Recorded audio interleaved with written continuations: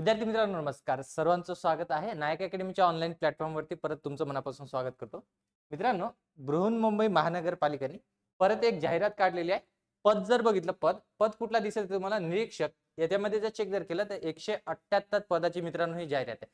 ही खूप मोठी जाहिरात आहे आणि पद पण तिथं काय म्हणू शकतो, चांगला आहे. याच्यामध्ये समजून घ्या की ही सरळ सेवाची आपण म्हणू शकतो पोस्ट आहे. जसं जर बघितलं आणि याच्यामध्ये पगार जर बघितला, पगार हा भरपूर तुम्हाला दिसत आहे. म्हणजे जवळपास जर बघितला 92,300 पर्यंत हा पगार जातो. ही आपल्यासाठी एक सुवर्ण संधी आहे आपण म्हणू शकतो. जसं आपण तुम्ही राज्यसेवाची कंबाईनची तयारी करत असाल, पण याच्यासोबत सोबत या पोस्टची पण तयारी करा. ह्या ज्या एक्झाम इथं निघत आहे किंवा आपण म्हणू शकतो ह्या ज्या जाहिरात इथं जाहीर होत आहे, ठीक आहे. अजून मी तुम्हाला मागच्या लेक्चरमध्ये पण सांगितलं होतं की जसं जसं इलेक्शन जवळ येणार आहे तसं तसं विविध आपण म्हणू शकतो डिपार्टमेंटच्या इथं तुम्हाला जाहिरात येताना दिसणार. आता चेक करून घेऊ आपण कसं असणार आहे, याच्यामध्ये कोण हा फॉर्म भरू शकतो, कोण पात्र म्हणजे कोण याच्यामध्ये पात्र होणार आहे. त्याच्यानंतर चेक जर केलं तर आपण म्हणू शकतो की याचा सिलेबस काय असणार आहे, पेपर पॅटर्न कसा असणार आहे, कोण एक्झाम कंडक्ट करणार आहे, कोण पात्र असणार, हे सगळं आपण डिटेलमध्ये या 5 मिनिटाच्या व्हिडिओमध्ये तिथे चेक करण्याचा प्रयत्न करूया. ठीक आहे, चालते, चेक करून घ्या. बघा, पद जर बघितलं, पद चेक करून घेऊ आपण. याच्यामध्ये पद जर चेक जर केलं तर पद कुठला आहे बेटा, ते समजून घ्या. पद जर चेक केलं तर निरीक्षक हा पद आहे. याच्यामध्ये जर चेक जर केलं, पदाचे नाव आपण म्हणू शकतो निरीक्षक आहे. आता याच्यामध्ये एक गोष्ट दिलेली आहे तुम्हाला, वेतन श्रेणी जर बघितलं तर 29,200 ते 92,300 पर्यंत जाते बेटा, बरोबर आहे. म्हणजे आपण म्हणू शकतो चांगली पोस्ट आहे. त्याच्यानंतर जर चेक जर 178 आपण म्हणू शकतो पद आहे. आणि गट जर बघितलं, ठीक आहे, क मध्ये ही पोस्ट जाते. ठीक आहे, हे लक्षात ठेवायचं आपल्याला. चल समोर जातो. त्याच्यानंतर बघून घेऊ आपण काय म्हटलेलं आहे. बघा, सरळ सेवा पद्धतीने. आता मला सांगा, सरळ सेवा पद्धतीने म्हणजेच काय होतं सर. इथं जर चेक जर केलं तर एकच एक्झाम असणार आहे. त्याच्यामध्ये तुम्ही पास झाले तर डायरेक्ट काय असणार भाऊ, पोस्ट. आणि दुसऱ्याच वर्षी कार्य लग्न. चेक करून घ्यायचं. सरळ सेवा पद्धतीने निरीक्षक या संवर्गासाठी भरायची रिक्त पदे आहे. याच्यामध्ये जर बघितलं 178 आहे. त्यांनी आपण म्हणू शकतो वेगवेगळ्या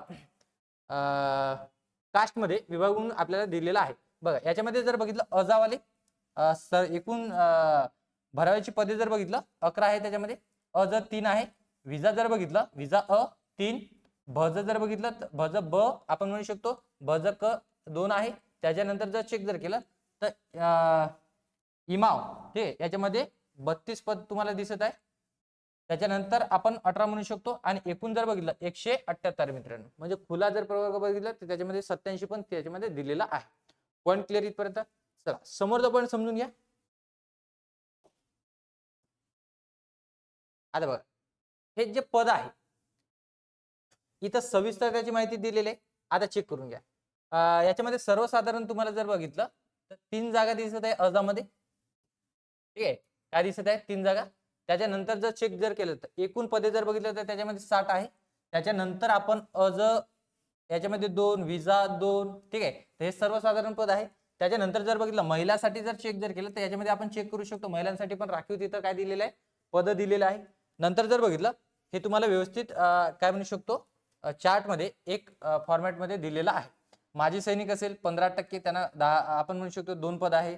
प्रकल्पग्रस्त असेल त्यांच्यासाठी 1 आहे. भूकंपग्रस्त आहे त्यांना 0 आहे आपण म्हणू शकतो. त्या सगळ्या पद तुम्हाला त्याच्यामध्ये दिसत आहे, जे आपण म्हणू शकतो वेगवेगळे प्रकार काय केलेले आहे, डिवाइड केलेला आहे. चला समोर जायचं. समोर लक्षात ठेवा. बघ, अनाथ मुलांसाठी 1% तिथं आरक्षण आहे. दिव्यांगांसाठी पण इथं आपण म्हणू शकतो 4% आरक्षण ठेवलेलं आहे. त्याच्यानंतर चेक करा, निरीक्षक या पदाकरिता आवश्यक अर्हता. म्हणजे सरळ सेवेने इथे जर बघितलं काय अटी आहे, काय अर्थ आहे ते समजून घ्या. बघा, उमेदवार कोणत्याही शाखेतील मान्यताप्राप्त विद्यापीठाची पदवी परीक्षा उत्तीर्ण असावा. म्हणजे इथं जर बघितलं क्वालिफिकेशन काय पाहिजे बेटा आपल्याला, इथं जर बघितलं फक्त पदवी पाहिजे. काय पाहिजे, पदवी. मग सर आम्ही YCM मधून आहे, आम्ही इथं संत गाडगेबाबा मधून आहे, तर तुम्ही कुठूनही असाल, फक्त काय म्हणतो तो की मान्यता प्राप्त विद्यापीठाची काय असायला पाहिजे, पदवी. मग ती कुठलीही असायला तरी चालते, फक्त पास पाहिजे भाऊ तिथं. त्याच्यानंतर चेक करा. आता बघा, मागची जे समजा BMC ची जे क्लर्कची जागा होती त्याच्यामध्ये एक अट दिली होती त्यांनी की पहिल्याच प्रयत्नात काय पाहिजे होतं, तिथं उत्तीर्ण पाहिजे. पण इथं असं काही दिलेलं नाहीये. उमेदवार माध्यमिक, ही महत्वाची अट दिलेली आहे. ही ऍक्च्युअल मध्ये पाहिजे नव्हती, पण आता म्हणू शकतो आपण बीएमसीनी ते दिलेले आहे, चेक करून घ्या. उमेदवार माध्यमिक शालांत प्रमाणपत्र किंवा तत्सम किंवा उच्चतम परीक्षेमध्ये 100 गुणांचा ठीक आहे मराठी विषय काय दिसतो बेटा इथं, मराठी विषय घेऊन उत्तीर्ण असावा. आता बघा रे, सगळ्यात जनरल जर बघितलं तर 10वी मध्ये सगळ्यांना मराठी हा विषय असतो, पण काही विद्यापीठामध्ये विद्यार्थी काय करतात की 50 मार्कासाठी संस्कृत वगैरे हा विषय निवडतात, कारण 50 मार्कासाठी मराठी विषय निवडतात किंवा 50 मार्कासाठी मराठी हिंदी असा विषय निवडतात. तर त्यांच्यासाठी ही नसणार आहे, म्हणजे ही एक अट इथं पाहिजे नव्हती, पण आपण म्हणू शकतो बीएमसीने ती दिलेली आहे. चेक करून घ्या. त्याच्यानंतर या पॉइंट मध्ये तुम्हाला एवढं दिलेलं आहे की MSCIT असायला पाहिजे.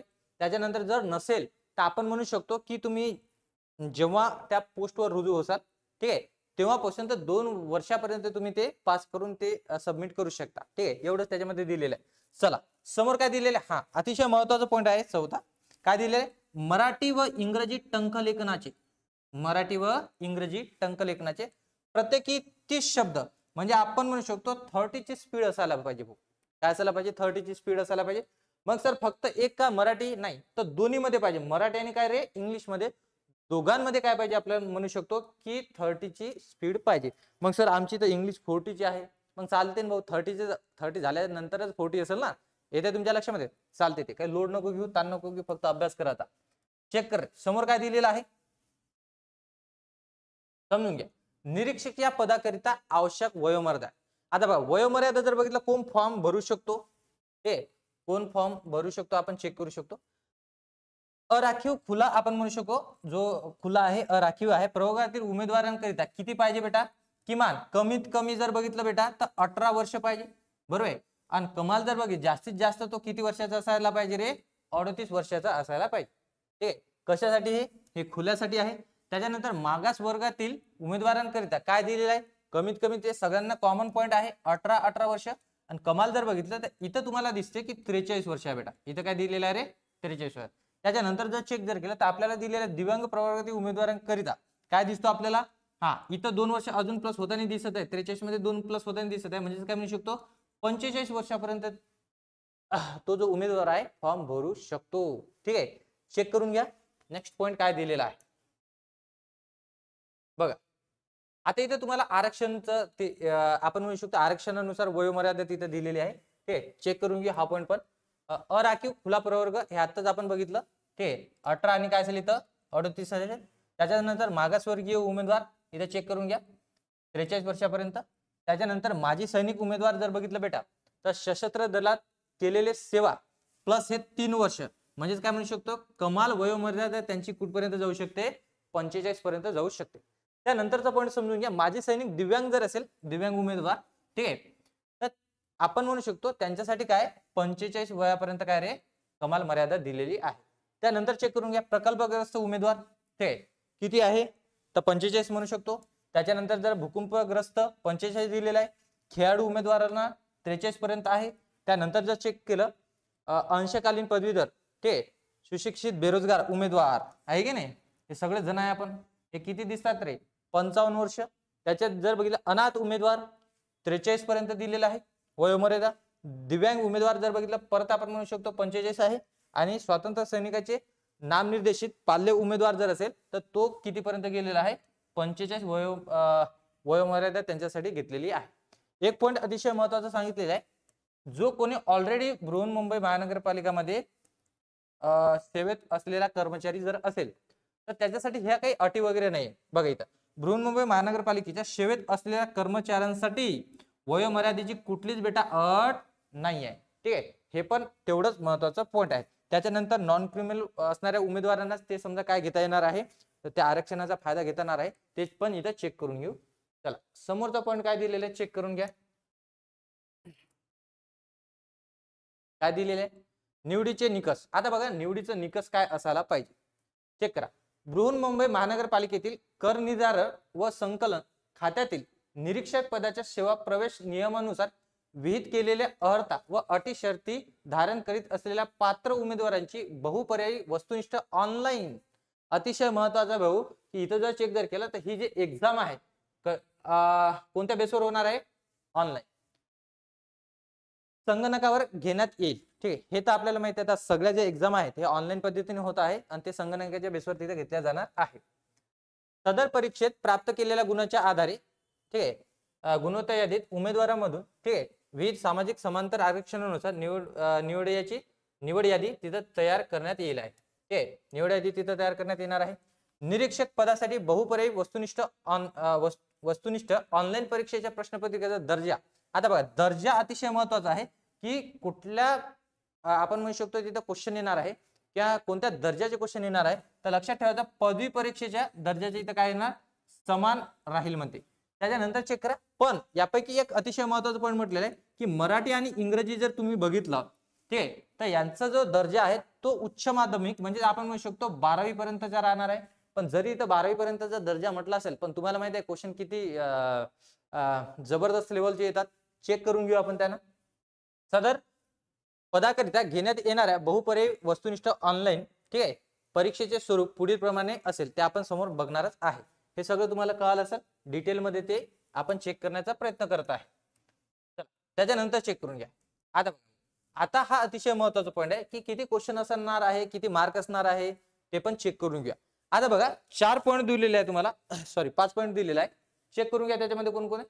मराठी भाषा व्याकरण, इंग्रजी भाषा व्याकरण, सामान्य ज्ञान, अंकगणित, मुंबई म्हणजे महानगरपालिका अधिनियम, बृहन्मुंबई मुंबई महानगरपालिका अधिनियम 1888, ठीक आहे, याच्यावर तुम्हाला क्वेश्चन विचारला जाणार आहे. मग कसं स्वरूप असणार आहे, तर एकूण जर प्रश्न जर बघितलं तर बेटा ते 100 आहे. मग त्याच्यापैकी सर मराठी व्याकरणावर समजा किंवा भाषेवर किती आहे, 10 क्वेश्चन. त्याच्यानंतर इंग्रजीवर 10, सामान्य ज्ञान जर बघितलं तर त्याच्यावर 10 असतं. आता हा सामान्य ज्ञान कुठला असणार आहे, तर मुंबई महानगरपालिकेचा जो समजा क्षेत्र आहे त्याच्यावरती तिथं प्रश्न विचारला जाणार आहे. जास्तीत जास्त आपण म्हणू शकतो तिथे तुम्हाला प्रश्न दिसेल. अंकगणित आहे बेटा इथं, पण बुद्धिमत्ता नाही, हे पण पॉईंट समजून घ्या. त्याच्यानंतर चेक करा, हा जो अधिनियम आहे 1888चा, मुंबई महानगरपालिका अधिनियम 1888, याच्यावर जवळपास 50% आपण काय म्हणू शकतो क्वेश्चन येणार आहे. मग हा जो पार्ट आहे हा रट्टाचा पार्ट आहे किंवा आपण असं म्हणू शकतो की याच्यावर जास्तीत जास्त तुम्हाला फोकस करावा लागणार आहे. हे पॉईंट पण समजून घ्या. बेटा याला जर बघितलं तर एका प्रश्नाला एक क्वेश्चन जर असेल तर याला 2 मार्क दिलेला आहे. किती मार्क दिलेला आहे? 2. म्हणजे एकूण गुण जर बघितलं तर 200 गुणाची ही एक्झाम आहे आणि 100 क्वेश्चन असणार आहे. आणि 100% याला जर कालावधी जर बघितलं बेटा तर 120 मिनिट म्हणजेच काय झालं इथं 2 तास आपल्याला, ठीक आहे, ही एक्झाम सोडवता येणार आहे. चला चेक करून घ्या. आता परीक्षेचं माध्यम जर बघितलं कोणत्या माध्यमात, ठीक आहे, हे क्वेश्चन येणार आहे. आता मला सांगा, मराठीचं जे क्वेश्चन आहे ते कशामध्ये येणार आहे बेटा? मराठीमध्ये येणार आहे की. इंग्रजीचे जे प्रश्न आहे ते इंग्रजीमध्ये म्हणजे घेतल्या जाणार आहे. असं काही हिब्रू वगैरे दुसऱ्या कुठल्या तरी भाषामध्ये किंवा उर्दू भाषामध्ये दिसणार नाही तुम्हाला. इंग्लिश वाटू शकतो आपल्याला की उर्दू मधून आले म्हणून, कारण की समजतच नाही ना. लक्षात घ्या, इंग्रजी जर बघितलं, इंग्रजी हे क्वेश्चन इंग्रजीमध्ये सोडवता येणार आहे. सामान्य ज्ञान जर बघितलं, मराठी आणि इंग्रजीमध्ये दोन्हीमध्ये सोडवू शकता तुम्ही. हे पण काय म्हणजे अंकगणित मराठी आणि इंग्लिशमध्ये दोन्ही पर्याय तुम्हाला उपलब्ध आहे. त्याच्यानंतर जर बघितलं अधिनियमचे जे क्वेश्चन आहेत ते पण म्हणू शकतो आपण मराठी आणि इंग्लिशमध्ये तिथं आपण सोडवू शकतो. 2 पैकी 1 पर्याय येतो. ठीक आहे. आता किमान जर गुण जर बघितलं 45% तुम्हाला भेटायला पाहिजे. तर त्याच्यापेक्षा जास्त जर मिळाले तर काही नाही भाऊ, त्याच्यापेक्षा जास्त मिळालं तर चांगलीच गोष्ट आहे. ठीक आहे, लक्षात येते. पण तू त्या लिस्टमध्ये असायला पाहिजे, तुझं नाव त्या लिस्टमध्ये असायला पाहिजे, ते महत्वाचं आहे. कमीत कमी 45% तिथं पासिंग पाहिजे रे. चेक करून घ्या काय दिलेलं आहे, टिप काय दिलेलं आहे, सामान्य ज्ञान. आता इथं क्लॅरिटी पॉईंट दिलेला आहे, समजून घ्यायचं. सामान्य ज्ञान जो आहे समजा या पॉइंट मध्ये किंवा या विषयामध्ये काय विचारला जाणार आहे, बृहन्मुंबई महानगरपालिका क्षेत्राचा भूगोल विचारला जाणार आहे, सामाजिक इतिहास विचारला जाणार आहे, इथला हवामान, ठीक, स्थानिक काय म्हणू शकतो आपण वैशिष्ट्य काय आहे तिथं. त्याच्यानंतर जर बघितलं त्याच्यानंतर फक्त बृहन्मुंबई महानगरपालिकेचे विविध प्रकल्प प्रोजेक्ट वगैरे आपल्याला तिथं माहित असायला पाहिजे. त्याच्यानंतर जर चेक जर महानगरपालिकेचा अर्थसंकल्प, हे सर्वात मोठी महानगरपालिका आहे हे आपल्याला माहित आहे अर्थसंकल्पाच्या दृष्टिकोनातून. त्याच्यानंतर जर चेक केलं महानगरपालिका प्राधिकरण, ठीक आहे, यांच्याशी निगडीत प्रश्न तुम्हाला अंतर्भूत केलेले असणार आहे, हे पण इथं लक्षात ठेवायचं आहे. चला, इंग्रजी व्याकरण या विषयाची ऑनलाईन परीक्षा इंग्रजी भाषेतून घेतली जाणार, ते मी तुम्हाला ऑलरेडी सांगितलेलं आहे, इंग्रजी भाषेतूनच असणार आहे भाऊ. त्याच्यानंतर जर बघितलं मराठीचं पण काय असेल रे, मराठी भाषेमध्ये असणार आहे. त्यानंतर जर चेक केलं सामान्य ज्ञान, हे अंकगणित, मनपा अधिनियम 1888 वर आधारित या विषयांची ऑनलाईन परीक्षा मराठी तसेच इंग्रजी भाषेतून परीक्षार्थ्याच्या सोयीनुसार घेण्यात येणार आहे. म्हणजे त्यांच्या सोयीनुसार आहे, आपल्या सोयीनुसार नाही. चेक करा. दिनांक दिलेला तुम्हाला 5/7/2015 मराठी आवृत्तीनुसार व दिनांक 18/1/2016 इंग्रजी आवृत्तीनुसार मुंबई महानगरपालिका अधिनियम, ठीक आहे, 1888 कलमाची यादी सोबतच परिशिष्ट 1 मध्ये नमूद केली आहे. आता याची जे समजा लिस्ट आहे ऑलरेडी आपण नायक अकॅडमीच्या टेलिग्राम चॅनलवर इथं पोस्ट केलेली आहे. त्याच्यामध्ये तुम्ही बघून घ्या. हे सगळं काही घेतलेलं नाही आपण, तर त्याच्यामध्ये PDF मध्ये ते सगळं तुम्हाला दिसेल. चेक करून घ्या. मौखिक चाचणी घेण्यात येणार नाही. आता मला सांगा, सरळ सेवेची एक्झाम आहे, तर याच्यामध्ये तोंडी परीक्षा म्हणजे आपण काय म्हणू शकतो, मुलाखत वगैरे असणार नाहीये. ते पण समजून घ्यायचं रे. नेक्स्ट पॉईंट बघूया काय दिलेला आहे काय नाही. आता बघा, ऑनलाईन अर्ज करण्याची मार्गदर्शन सूचना दिलेली आहे आपल्याला. ऑनलाईन कसं आपण फॉर्म भरू शकतो. बघा बेटा, ही जी एक्झाम आहे हे आपण म्हणू शकतो किंवा ही जी जाहिरात आहे, अर्ज करायचं जर असेल तर हे ऑनलाईन पद्धतीने आता पहिल्यासारखं राहिलं नाही की पोस्टामध्ये टाका मग ते जाईल आणि ते येईल, आहे की नाही. असं काही राहिलेलं नाही. ऑनलाईन अर्ज करण्याची ही आपण म्हणू शकतो, हे तुम्हाला वेबसाईट दिलेलं आहे. या वेबसाईटवर काय करायचं, आपल्याला अर्ज करायचं आहे. पण घाई करू नका, अजून वेळ आहे. कारण की जर जाहिरात जर बघितलं फॉर्म भरण्यासाठी जवळपास तुम्हाला 1 महिना दिलेला आहे. तर आपण म्हणू शकतो की सध्या गडबड करू नका. चांगल्या सायबर कॅफेवर, जो जवळचा सायबर कॅफे आहे तुमचा चांगला आहे, जो चांगल्या पद्धतीने फॉर्म भरतो, तिथं फॉर्म भरून घ्या. मोबाईलवर भरू नका किंवा समजा घरगुतीच कार्यक्रम करण्याचा प्रयत्न करू नका तिथं. ठीक आहे, समजून घ्या. आता समोरचा पण काय दिलेला आहे. काही जर अडचण जर असेल तर मला कॉल नका करा, या नंबरवरती कॉल करा. ठीक आहे, ते पण 10 ते 5 या वेळेतच करा. दुपारी त्यांना जेवणाची पण सुट्टी आहे म्हणते, त्या वेळेमध्ये कॉल करू नका. त्यांना त्रास काही देऊ नका भाऊ. चेक करून घेऊ आपण समोर काय दिलेलं आहे. उमेदवाराचे संपूर्ण अर्ज भरल्यानंतर अर्जाची प्रिंट. आता बघा, काही कार्यकर्ते जर बघितलं तर फॉर्म तर भरून टाकतात, अर्ज तर करून टाकतात, पण प्रिंट कुठं असते हे माहित नसते. त्याच्यानंतर जर बघितलं चलांची प्रिंट कुठं आहे हे माहित नसते. म्हणजे ऑनलाईन जे शुल्क आपण भरलेलं आहे त्याची पावती कुठं आहे हे कार्यकर्त्याला माहित नसते. जेव्हा याचं सिलेक्शन होते भाऊ, याच्याकडे काहीच नसते. येते तुमच्या लक्षामध्ये. आता समजायचं की आपलं या पदावरती सिलेक्शन होणारच आहे, तर हे सगळं बेटा सगळं ठेवायचं. कारण की तुम्ही एक अधिकारी बनणार आहे. हे सगळे अधिकारीचे लक्षण आहे. चेक करून घ्या. उमेदवार संपूर्ण अर्ज भरल्यानंतर अर्जाची प्रिंट काढून स्वतःजवळ ठेवावी. तसेच परीक्षा शुल्क ऑनलाईन पद्धतीने भरल्यानंतर ई पावतीची पण प्रिंट तुमच्याकडे असायला पाहिजे. कधी तर डॉक्युमेंट व्हेरिफिकेशनच्या वेळेस बेटा. हे चेक करू आपण समोरचा पॉईंट काय दिलेला आहे काय नाही. ऑनलाईन अर्ज सादर करण्याचे वेळापत्रक. आता बघा, हा वेळापत्रक दिलेला तुम्हाला म्हटलेलं आहे, जवळपास 1 महिना दिलेला आपल्याला की आजपासून हा फॉर्म चालू झालेला आहे 20/9/2024 दुपारी आपण म्हणू शकतो 3 पासून. तर इथं जर चेक जर केलं 19 ऑक्टोबर आहे रे, म्हणजे जवळपास म्हणू शकतो 1 महिना दिलेला आहे. लोड नका घेऊ, सगळं पैसे जमा करून घेणार आहे सध्या मनपावाले. त्याच्यानंतर ते आपल्याला पोस्टवर धाडतील. आता चेक करू आपण काय दिलेलं आहे काय नाही. फी तर तुम्हाला माहित आहे जवळपास किती असणार आहे. इथं चेक करून घ्या. फीचं स्ट्रक्चर ऑनलाईन परीक्षा शुल्क जर बघितलं, अराखीत खुला प्रयोगाकरिता काय दिलेला बेटा 1000. ठीक आहे, त्याच्यानंतर जर चेक केलं मागास वर्गातील उमेदवाराकरिता किती दिलेला रे 900 रुपये म्हणू शकतो. त्याच्यानंतर जर बघितलं अनाथ, ठीक आहे, आरक्षणांतर्गत अर्ज करू इच्छिणाऱ्या उमेदवाराकरिता किती दिलेलं आहे 900 रुपये. ठीक आहे, तर हे पण आपल्याला लक्षात ठेवायचं आहे. म्हणजे त्या सोयीनं आपल्याला राहायचं आहे बेटा. चलो, परीक्षा शुल्क ना परतावा आहे म्हणजे नॉन रिफंडेबल, म्हणजे कार्य परत मिळणार नाही. काही झालं ना, ठीक आहे, तर परत मिळणार नाही. चेक करून घ्या. बघा, हा अतिशय महत्वाचा पॉइंट आहे जो आपल्याला समजून घ्यायचा. पॅटर्न ऑफ एक्झामिनेशन, ठीक आहे, अँड रिलेटेड इन्स्ट्रक्शन. परीक्षेचे स्वरूप आणि संबंधित सूचना दिलेल्या आहे. हे आपण वाचत नसतो, पण वाचून घेऊ मित्रांनो. जर बघितलं मराठी व्याकरण जर चेक जर केलं ना, ठीक आहे, तर मराठी व्याकरणचे क्वेश्चन जर बघितलं 4 टप्प्यामध्ये येणार. म्हणजे इथं सरळ सरळ लक्षात ठेवायचं, 100 क्वेश्चन जर असेल तर 25-25 क्वेश्चनचे आपण म्हणू शकतो 4 स्लॉट मध्ये हे क्वेश्चन येणार आहे. या 4 पार्ट मध्ये हे क्वेश्चन येणार आहे आपल्याला. ठीक आहे, मग पहिला जो आपल्याला A नंबरचा ग्रुप दिसत आहे त्याच्यामध्ये तुम्हाला दिसतात, ठीक आहे, 25 क्वेश्चन असणार आणि त्याच्यासाठी मिनिट असणार आपल्याकडे 30 मिनिटं. म्हणजे 30 मिनिटामध्ये तुम्हाला 25 क्वेश्चन सोडवायचं आहे. आणि त्याच्यामध्ये चेक करू शकतो आपण ग्रुप A, ठीक ठीक आहे. याच्यामध्ये तुम्हाला 25 क्वेश्चन जे दिसत आहे त्याच्यामध्ये मराठीचे 2 क्वेश्चन असणार आहे, इंग्लिशचे 3 क्वेश्चन, त्याच्यानंतर जर बघितलं सामान्य ज्ञान जनरल नॉलेज बेटा 4 क्वेश्चन दिसतील रे, अंकगणितचे 3 क्वेश्चन, आणि इथं जर चेक जर केलं तर मनपा अधिनियमावर एकूण 13 क्वेश्चन तुम्हाला पहिल्या स्लॉट मध्ये दिसतील. म्हणजे ग्रुप जो ए तिथं दिसत आहे त्याच्यामध्ये आपल्याला म्हणू शकतो 25 क्वेश्चन आहे, 30 मिनिटांमध्ये आपल्याला सोडवायचं आहे. त्याच्यानंतर ग्रुप बी तुमचं चालू होणार, ठीक आहे, 25 क्वेश्चन साठी.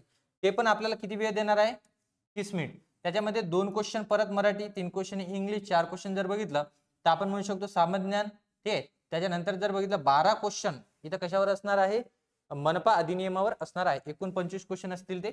त्याच्यानंतर चेक करूया 3 प्रश्न कशावर दिलेले आहे तर मराठीवर.